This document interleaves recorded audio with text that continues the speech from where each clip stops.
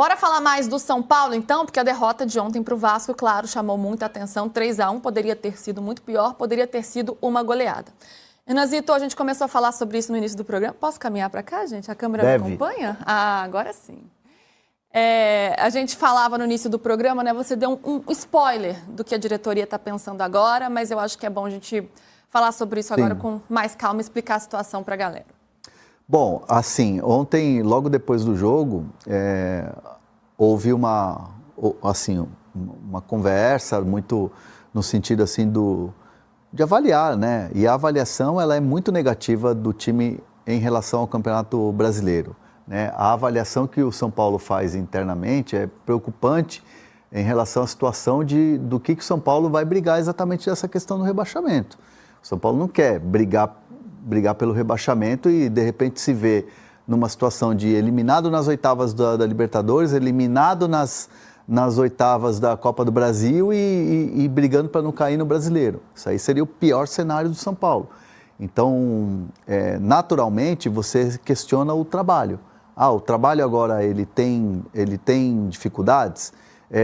Qual que é o cenário que o trabalho, em que estágio tem que se avaliar esse trabalho?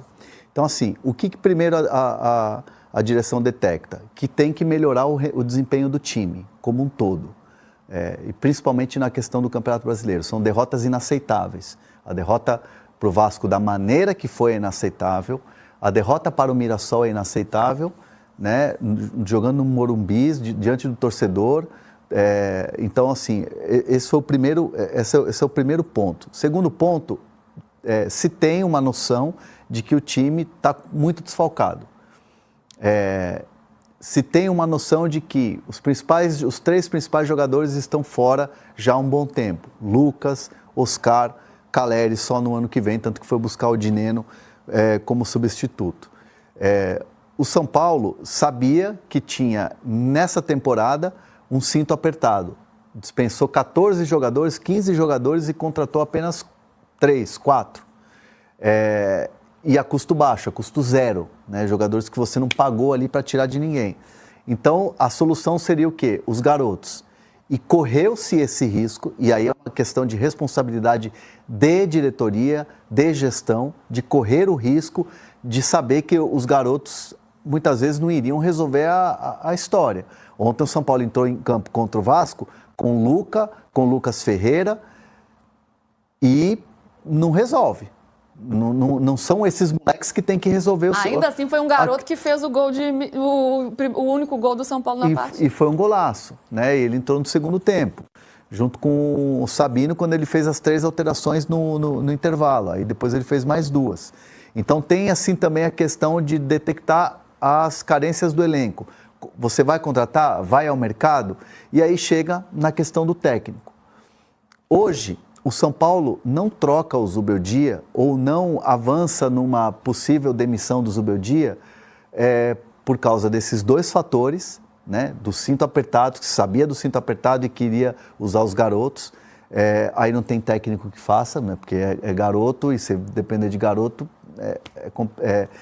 não é que é complicado, a não ser que você tenha os caras muito extra classe, né? Dentro do seu elenco. Estevão, o Hendrick... Mas então, o problema é depender desses garotos. Esse né? é o problema. Esse é o problema. Foi um risco assumido por todos. Sim, você ter o garoto que chega aí, tá lindo. Agora, depender dele é que não pode. Os desfalques, mas também se tem detectado dentro da diretoria de São Paulo que o trabalho do Zubeldia, ele precisa evoluir.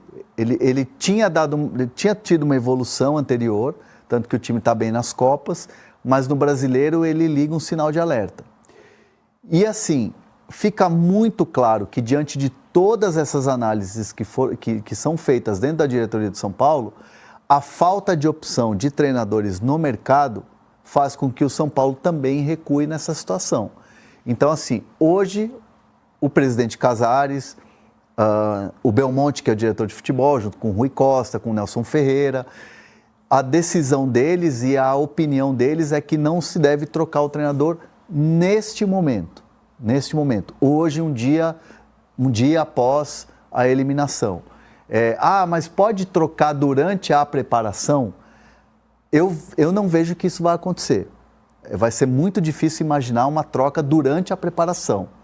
Mas, se de repente volta da parada da data FIFA, o São Paulo joga no Brasileiro, não começa a ter evolução e se aproxima dos jogos das Copas, porque assim, a Libertadores é só em agosto, dia 13 e 14 de agosto. São Paulo joga dia 13 de agosto. Então você tem da volta do Brasileiro, do calendário, até a Libertadores quase que um mês. Então ali vai ser um prazo onde você também vai ter um respiro para ver uma análise daquele trabalho que vai ser feito durante a parada. Então se perceberem que não tem uma evolução, aí começa a ter um movimento de um cenário diferente. Mas hoje o São Paulo vai para essa folga e depois retorna com o técnico Luiz Beldia. O meu ponto é o seguinte, você vai para a pausa agora, você tem um tempo de treinamento que é muito positivo. E aí volta, se perde um jogo, já manda embora? Se for esse, ou dois, se for esse o cenário, não é melhor trocar de uma vez? Se você está pensando em trocar, é que você está trazendo que não. Mas não é muito ruim também você voltar, ir mal no jogo, e aí você troca e você perdeu toda a intertemporada que você tinha para se preparar? Até Sim. porque o São Paulo, quando voltar, pega o Flamengo fora de casa, o Bragantino fora de casa pelo Campeonato Brasileiro, que é um time, né, que está lá brigando nas cabeças, e recebe o Corinthians, ainda tem um clássico. Então, não vai ser um caminho fácil no São Paulo quando voltar. Os resultados negativos, eles são possíveis de acontecer. Não, e logo depois da volta, na segunda semana da volta, você já tem Copa do Brasil. Você já tem o primeiro jogo contra o Atlético Paranaense. E aí já começa a decisão, mata-mata, oitavas. Essa discussão ela é muito válida, só que essa discussão ela não avança nesse sentido de tipo, é melhor trocar agora do que perder a pré-temporada, porque não existe um nome hoje que é um consenso. Então, por exemplo, se você tem um Dorival Júnior livre no mercado, hoje a gente não estaria falando de Zubeldia, técnico do São Paulo.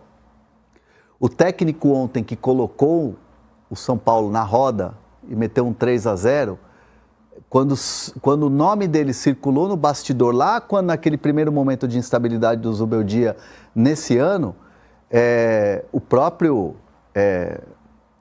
presidente da torcida do São Paulo foi a público falar que Diniz não, era um absurdo o Diniz. E eu expliquei aqui ontem que o Diniz é um treinador que é muito bem avaliado dentro do São Paulo. E que tem uma ótima relação também. Tem uma ótima relação, mas a torcida não quer saber, o presidente da torcida organizada também foi a público falar, Diniz não, que absurdo, é isso e tal. É uma situação assim que, se tem um treinador de ponta hoje, e um treinador com o tamanho do São Paulo, com o estofo para pegar um São Paulo agora, o Zubeldia estaria num momento pior, de instabilidade pior. Talvez hoje a gente estaria falando de um Zubeldia já demitido. Mas como você não tem esse treinador, como você não tem esse cenário, e a escolha da diretoria foi de manter lá atrás, e até no primeiro momento de instabilidade que foi no Campeonato Paulista, que a gente falava em saída do Zubeldia, agora é bancar a convicção e seguir o trabalho.